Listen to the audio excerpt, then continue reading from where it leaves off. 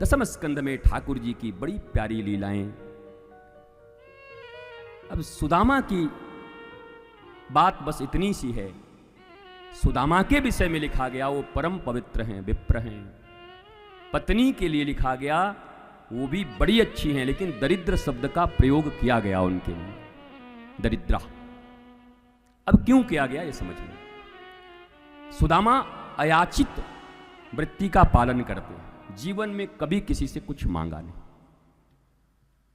पत्नी को एक बार जब सुनाया कि द्वारिकाधीश मेरे मित्र हैं, बताओ 30-40 साल तक जिस पत्नी को कभी ये न सुनाया हो कि द्वारिकाधीश हमारे मित्र हैं।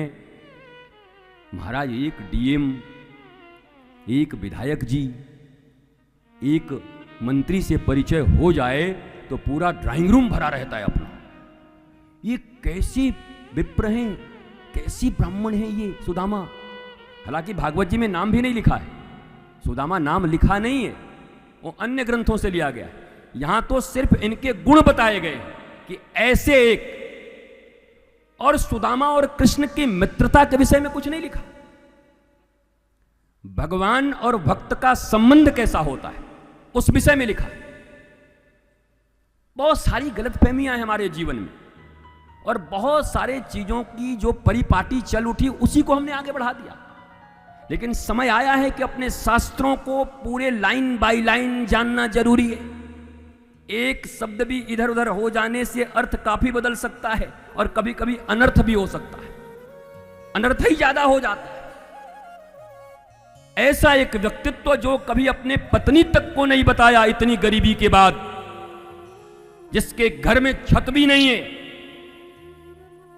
पत्नी कभी कभी चूल्हे पे चढ़ा देती है खाली पानी ये बोल करके बच्चों को कि तंदुल पक रहा है, और जब आग में चढ़े चढ़े चढ़े चढ़े वो 6 घंटे में फूटता है और केवल पानी गिरता है तो बच्चे फपक के रो पड़ते हैं, मां तू भी झूठ बोलती है, हम तो सोचते थे चावल बन रहा। ये हालत है, तंदुल तक नहीं, तंदुल मांग के ले गए। जब जान गई कि कृष्ण इनके, और उसी दिन भगवान कृष्ण की कथा सुनाई अपने बच्चों को, और उसी दिन जाना पत्नी ने, अच्छा कृष्ण आपके, हे भगवान उसके बाद भी आप ऐसे हो। अब वो बार बार उनको कहती एक बार जाइए, एक बार जाइए, लेकिन कहने का ढंग बड़ा अच्छा था उनका, बड़ा सुंदर लिखा हुआ है, इतना अच्छा। प्रार्थी बन के कहती थी, बहुश्च प्रार्थिका मृदुभाषिनी, बहुत बार बोलती जाइए ना, जाइए ना, जाइए ना, प्रार्थना करती हूं एक बार तो जाइए मिलने, परंतु मृदुभाषिनी। घर में आटा नहीं, चावल नहीं, मर रहे हैं, कृष्ण दोस्त बना हुआ है, मंत्री से दोस्ती है, जाओ एक बार मांग नहीं सकते। करकसा शूर्पणखा महाराज बड़ी मृदुभाषिनी। अंत में जब देखा ये जाएंगे नहीं तो मर्म पे चोट किया, अरे चलो कुछ मांगने नहीं जाओगे, लेकिन क्या ऐसे द्वारिकाधीश जिस गोविंद की रोज इतना कीर्तन करते हो, कभी एक बार दर्शन करने की भिक्षा नहीं होती? जाओ जाओ मेरी तरफ से दर्शन करके आ जाओ। ओ आज समझ आ गया, अरे हाँ तू बड़ी अच्छी बात बोलती है, एक बार दर्शन तो जरूर करना चाहिए। महाराज इतने सीधे और सच्चे हैं, निकल पड़े। पत्नी थोड़ी व्यवहारिक है, बोला रुक जाओ, गोविंद के द्वार पर खाली हाथ नहीं जाते। बोला अपने पास है ही क्या? बोला रुक जाओ कुछ मांग के ले आते हैं। बोला मांगना हमारी वृत्ति नहीं है। पत्नी ने कहा अपने लिए तो नहीं मांग सकते, पर गोविंद के लिए मांगना प्रत्येक मनुष्य का कर्तव्य है। जहां समाज का मंगल हो, जहां धर्म का मंगल हो, जहां राष्ट्र का मंगल हो, जहां व्यक्ति के बचाने की बात हो, कहा वहां पर गुरु आज्ञा से। अरे भैया कृष्ण भी भिक्षा मांगने गए, गुरु आश्रम में तो राम जी को भी भिक्षा मंगवा दिया गुरु जी। यहां तो भिक्षा गुरु आज्ञा से, अपने लिए नहीं, अपने शरीर के लिए नहीं, लेकिन उस महा कार्य के लिए, उस धर्म के लिए, स्पिरिचुअलिज्म के लिए, आत्मज्ञान के लिए, लोकहित के लिए निश्चय ही मांगा जा सकता है। अब बाकी लोग यहां सोच रहे हैं कि अब जरूर कुछ मांगेगा। निश्चित रहिए कुछ मांगने वाला नहीं। मैंने कल ही कह दिया है, इस भागवत जी में आकर बस एक ही चीज आपको चढ़ानी है। क्या? आपको अपनी चिंता चढ़ानी है।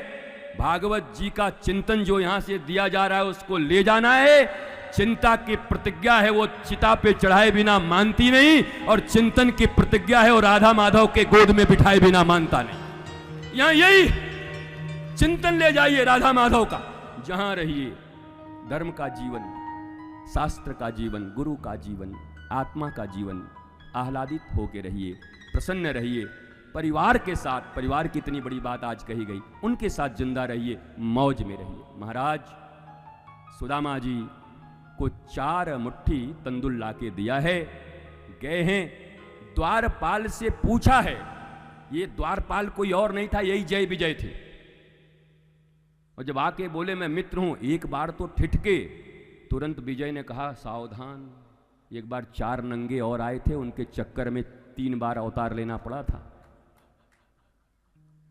सनक सनंदन नंगे छोटे छोटे आए थे और रोके तो हा अरविंद त्रिवेदी बन के करना पड़ा कितने दिन तक, मैं रावण। सावधान, एक हमारा ही ठाकुर ऐसा है जिसके दोस्त ऐसे होते, इसलिए शंका मत करो।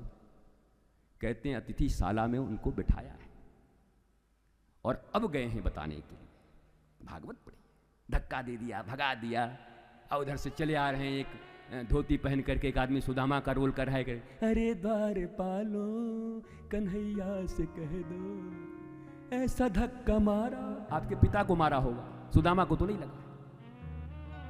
अपना भागवत करोगे, अपनी रामायण सुनाओगे। द्वारिकाधीश के द्वार पर विप्रधेनु सुर संत दुखी दरिद्र मनुष्य को धक्का मारा जाएगा? क्या ये कोई रावण का द्वार है? द्वारिकाधीश का द्वार है, भगवान का द्वार है, यहां सबको सम्मान। महाराज बार बार सुदामा जी खड़े होकर देखते, आएंगे भी कि नहीं, आएंगे भी कि नहीं, आएंगे भी कि नहीं। ठाकुर जी को जब भीतर जाकर द्वारपाल ने सुनाया है, अब ठाकुर जी व्यग्र हुए, ठाकुर जी की व्याकुलता को यहां वर्णन किया गया है।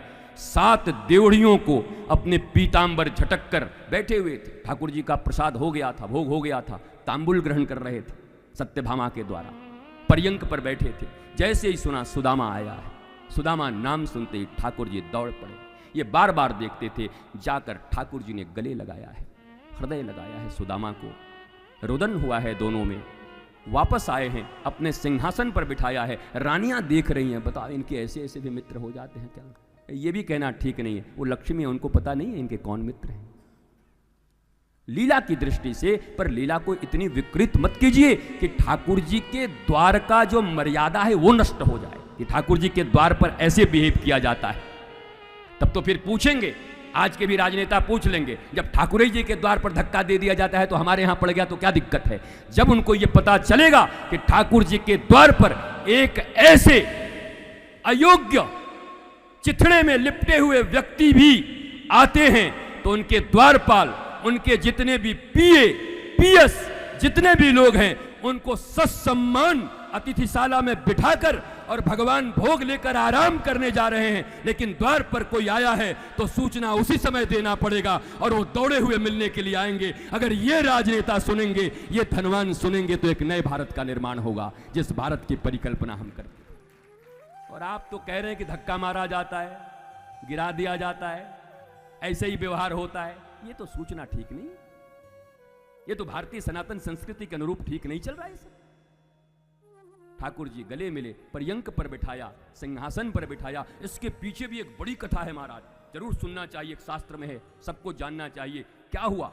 दुर्वासा जी एक बार आए सांदीपनी मुनि के आश्रम में भिक्षा लेने के लिए। उस समय कृष्ण और सुदामा वहीं रहते, और जब वहां रहते, आने के बाद उन्होंने कहा कुछ दे दो, तो सांदीपनी मुनि की पत्नी ने कहा कि आज कुछ नहीं, अभी भिक्षा मांगने गई नहीं बच्चे, कुछ नहीं। बताओ, अब ये भी एक बड़ी कमाल की बात है।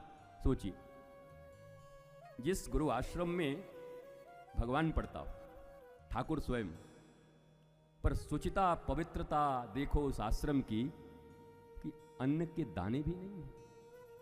समृद्धि की दृष्टि से कभी किसी को संत और गुरु नहीं माना जा सकता। यद्यपि संत के पास समृद्धि हो तो जलना भी नहीं चाहिए। भरद्वाज मुनि के आश्रम में भरत जी जब आए, उतने लोगों के साथ, लाखों लोगों के साथ 5 मिनट के अंदर में सारी व्यवस्था भरद्वाज मुनि ने कर दी। 5 मिनट, बड़े बड़े राजा जो व्यवस्था नहीं कर सकते। परंतु समृद्धि हो तो इतना और न हो तो इतना कि दुर्वासा जैसे ऋषि आए हैं उनको भी देने के लिए कण नहीं। चने का एक पोटली था, माँ ने बांध दिया था, कृष्ण सुदामा को भेजा था, आज वो निकल ही रहे थे। दुर्वासा ने ध्यान लगाया, बोला झूठ बोलती है, चने का पोटली तो है। हाँ, दुर्वासा भी कम है क्या महाराज? दुर्वा खा खा के रहते, दिखाया। अरे बोले मैया झूठ क्यों बोल दी, पोटली तो तेरे पास था। दुर्वासा ने श्राप दे दिया, जो उस चने को खाएगा महाराज भिखारी हो जाएगा। चना रहते हुए भी और तुमने चना नहीं दिया, जो खाएगा भिखारी हो जाएगा। शास्त्र लिखता है जाते जाते सुदामा ने इस बात को सुन लिया और सुदामा और कृष्ण जब पहुंचे लकड़ी काटने के लिए, सुदामा ने कहा मेरा गोविंद इस चने को खा के भिखारी होगा। अरे मैं 1,00,000 बार भिखारी होने को तैयार हूं, पर मैं मेरे गोविंद को भिखारी नहीं होने दूंगा। और चना एक पक्ष ये भी, इस पक्ष को भी भारतवर्ष को जानना चाहिए, समझना चाहिए। क्या मित्रता है, क्या अपनत्व है, क्या गुरु भाई है। भैया इसको गुरु भाई बोलते हैं, अपन लोग के यहां तो गुरु भाई है। गुरु भाई की टांग खींच दे महाराज। एक दिन ऐसी ही बात कह रहे थे दुबे जी, हमारे गुरु भाई का टांग खींच दे। पीछे से एक ने कहा मौका मिले तो हम गुरु का भी खींचते हैं। कमाल कर रहे तू तो यार, खींचे ही देंगे लोग, खींचे ही रहे, कमी है क्या? गुरु को भी खींच लें। ऐसी मित्रता है ठाकुर जी। आज ठाकुर जी ने कहा सुदामा मैं भी गोविंद हूं, मैं जानता हूं तो चना क्यों खाया था। इस द्वारिका के नगरी का असली राजा तो तुझे ही होना चाहिए, इसलिए सिंहासन पर तू विराजेगा आज बैठा कर।